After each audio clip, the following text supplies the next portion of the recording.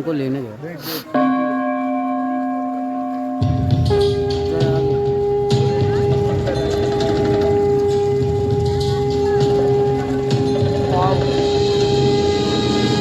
चंद्रमा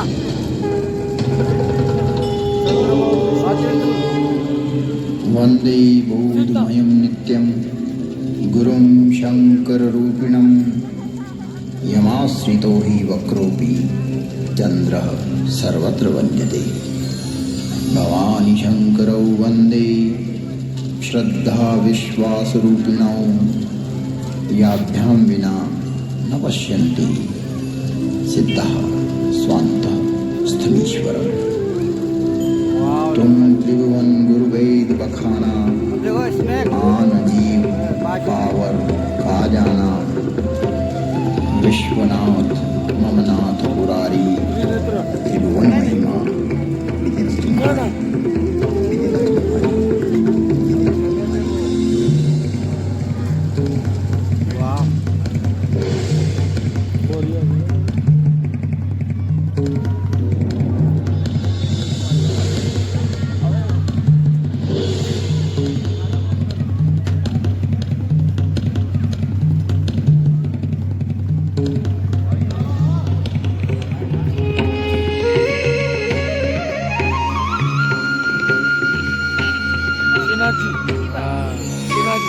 अरे गजब, उनके दिल में तो बैठे ही हैं श्रीनाथ जी।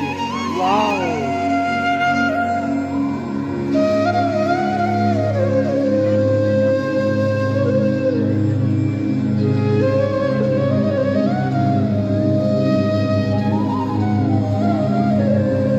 ये बेलपत्ती है ना लल्ला जी?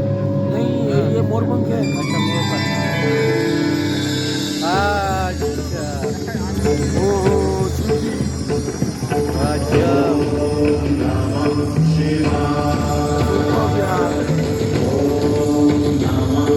सामने घूम के जा रहे हैं। बहुत गजब।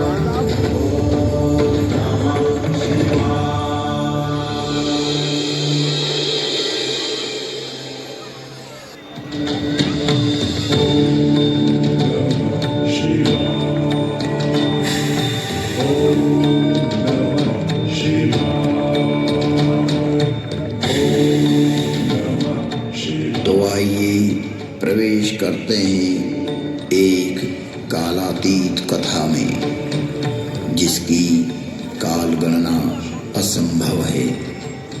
घटना युगों पहले की है कि जब अनेक अंतरिक्षों में अनेक ग्रहों पर उद्भव, पालन और संहार हो रहा था। अर्थात कई सारी सृष्टियों का प्रादुर्भाव और विलय हो रहा था। कई वहाँ की सभ्यताएं विकसित हो रही थी तो कोई नष्ट हो रही थी, और वर्तमान में भी यही क्रम अनंत कालों से चल रहा है और अनंत कल्प कल्पांतरों तक चलता ही रहेगा। यह अंतहीन क्रम है, परंतु यह घटना इस पृथ्वी नामक ग्रह की है कि जब यहाँ सब कुछ निशब्द था, समस्त पृथ्वी जल आप्लावित थी, तभी भगवान विष्णु ने वराह रूप धारण कर पृथ्वी के कुछ भाग को जल से बाहर निकाला, जिससे कालांतर में इस पृथ्वी पर जीव पनपने लगा। और एक बड़ी काल गणना के बाद यहाँ मानव पैदा हुआ, किंतु उसे किसी प्रकार का बोध नहीं था, किसी भी प्रकार की अभिव्यक्ति की समझ नहीं थी। ना तो उस समय शब्द था, ना कोई वर्णाक्षर। चराचर जीव जगत अपने अपने समूह में एक मूक दृष्टि से एक दूसरे को निहारते थे, लेकिन कुछ भी अभिव्यक्ति नहीं कर सकते थे। चारों तरफ इस पृथ्वी पर सन्नाटा ही सन्नाटा था। प्राकृतिक स्वरों, ध्वनियों के अतिरिक्त यह पृथ्वी निशब्द थी। ऐसे कई युग बीत गए कि अचानक ब्रह्मा को विचार आया कि पृथ्वी का निर्माण हो चुका है।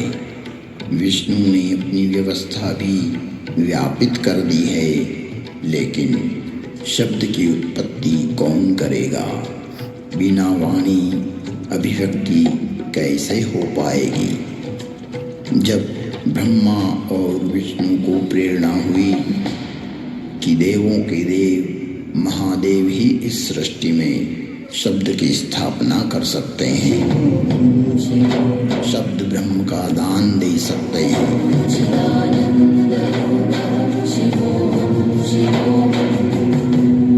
परंतु शिव का समय अधिकतर समाधि में ही व्यतीत होता था। जगत में वेद की स्थापना के लिए, मनुष्यों में, प्राणियों में सत्य, प्रेम और करुणा की भावना प्रकट करने के लिए, शब्द को देह देने के लिए महादेव को समाधि से जगाना अति आवश्यक है।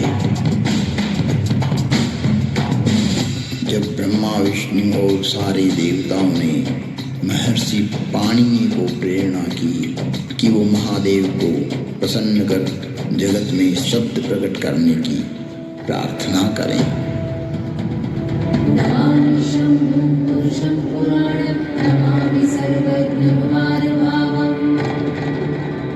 महर्षि पाणिनि की निष्प्रिय एवं जगत कल्याण की भावना से की गई तपस्या ने भगवान शिव की समाधि में विघ्न डाला।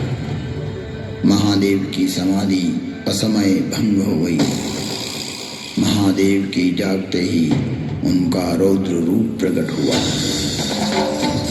और उन्होंने अपना नाद शस्त्र डमरू उठाया और भयंकर तांडव करने लगे।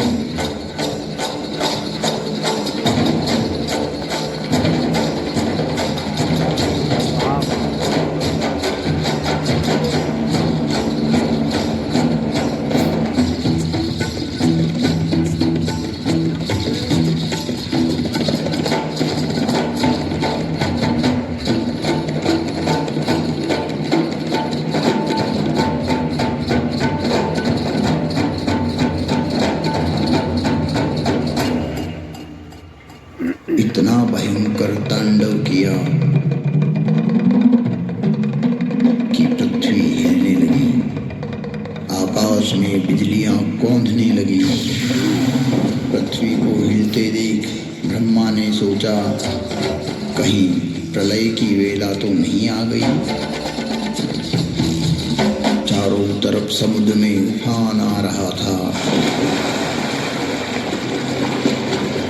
हवाएं चक्रवात का रूप लेकर आकाश की ओर बढ़ रही थी। पूरी पृथ्वी अपनी दूरी पर ऐसे डोलने लगी मानो पृथ्वी समुद्र पर तैर रही हो। तब महादेव ने अपना डमरू बजाया और असमय समाधि में हुए विघ्न के कारण तांडव करते हुए अपने इस नाद से संसार को बधिर कर देंगे, इस सृष्टि को समाप्त कर देंगे और उसकी तीव्रता को प्रकट करते हुए प्रचंड एवं भीषण गंभीर ध्वनियां पैदा करते हुए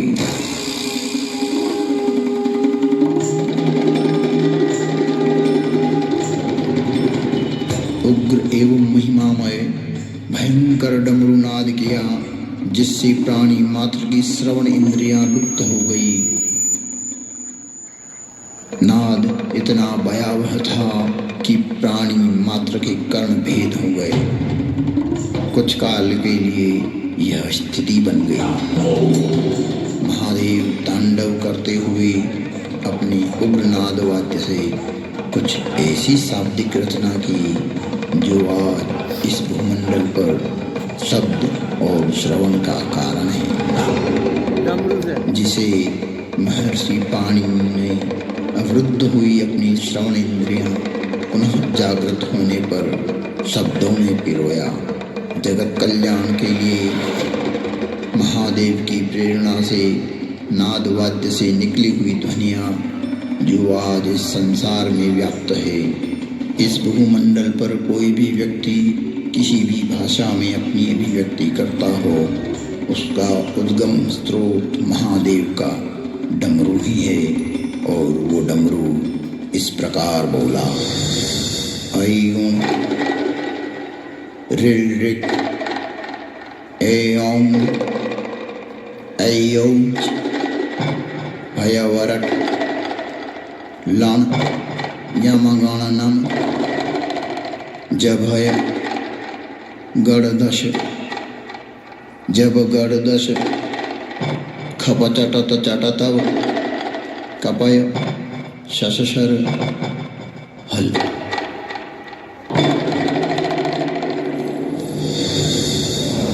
ऐं ऋल ऋक ऐं ऐऔच हयवरट लण यमगणनम जभय गणदश जब गणदश खपचटत चटतव कपय शशशर हल। यह था शिव का नाद शस्त्र से उत्पन्न हुआ शब्द व्याकरण। इससे शब्द की संरचना हुई और डमरू ने जिस प्रकार ये 14 शिव सूत्र परमात्मा शिव ने जगत को दिए, वो आज सभी की अभिव्यक्ति का कारण है। इति माहेश्वराणि सूत्राणि अनादि संज्ञार्थानि ऐसा मंत्या इतः हकारादि स्वकार उच्चारणार्थ लणमध्येपि तत्संज्ञकः। शिव के नाद तांडव के बाद संज्ञा, संधि, ओष्ठ, जिह्वा, कंठ, नासिका, पुल्लिंग, स्त्रीलिंग, नपुंसकलिंग आदि आदि वर्ण की उत्पत्ति के स्थान तय हुए। वाणी में व्यापकता आई, वाणी की श्रेणियां निर्धारित हुई, वर्ण का लिंग तय हुआ।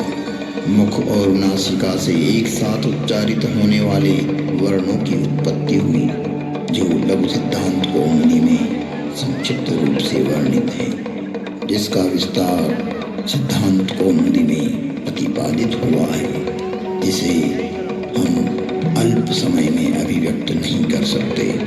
शिव के निनाद तांडव के उपरांत महर्षि पाणिनि ने शब्द की रचना की और अक्षर को रूप देने के लिए प्रथम प्रार्थना की। न त्वां सरस्वतीं देवीं शुद्धां गुण्यां करोम्यहं पाणिनीय प्रवेशाय लघु सिद्धांत कौमुदी। महर्षि पाणिनि ने विनय कर लघु सिद्धांत कौमुदी की रचना की, जो आज इस जगत में सर्व भाषाओं का मूल है, जो कि सनातन है, शाश्वत है। नृत्यावसाने नटराजराजः ननाद ढक्वां नव पंचवारम् उद्वर्तु कामादि सनकादि सिद्धै एतद्विमर्शै शिवसूत्र जागत। तुम त्रिभुवन गुरुवेद बखाना आन जीव पावर का जाना विश्वनाथ ममनाथ पुरारी त्रिभुवन महिमा विदित तुम्हारी।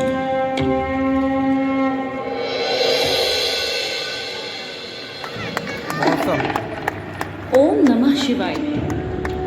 Welcome to